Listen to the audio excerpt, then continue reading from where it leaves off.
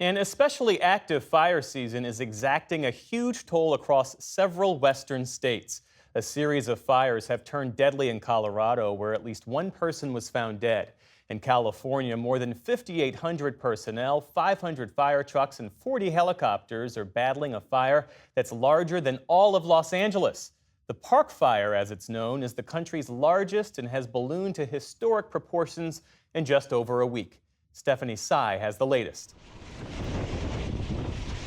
This is the view for firefighters on the front lines of California's Park Fire.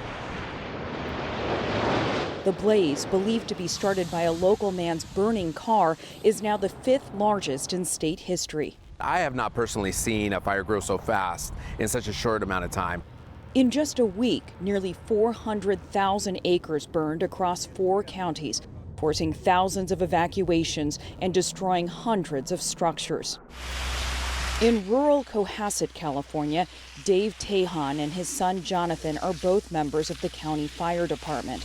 While they battled to protect their town, their own homes were lost to the flames. I feel luckier than some of the people here because we do have a few things, not very much, but a few things to hold in our hands that survived. The friends that I've known for so many years have just stepped up and shown so much support. You know, I feel rich in that. Christy and Michael Deneau also live in Cohasset. They lost their house to another fast-moving fire 6 years ago in Paradise, California.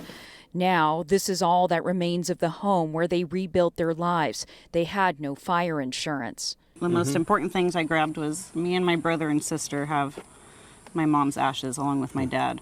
And so I was able to grab a few little pictures and her ashes.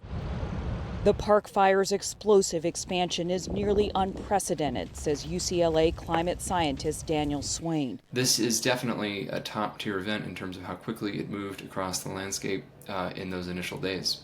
Some of the fastest rates of spread over that initial 24 to 48 hour period that we've seen on a wildfire in this part of the world. Nearly 100 fires are currently burning across the West, and 4.5 million acres have already burned this year, about 1 million above average. This week, multiple blazes broke out across Colorado's Front Range, killing at least one person and forcing residents to flee their homes near Denver. Governor Jared Polis has now activated the National Guard to assist with logistics. Meanwhile, in Oregon, crews are stretched thin, battling more than 30 separate fires. I've lived here all my life and never seen it this way.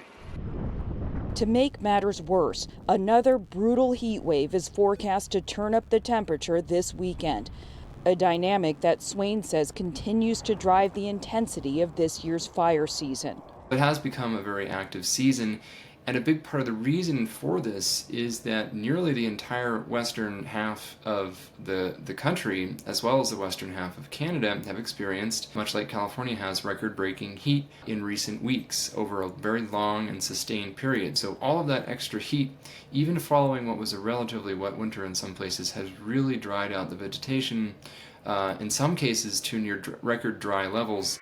And that means there's plenty of fuel for the fires yet to burn. For the PBS News Hour, I'm Stephanie Sy.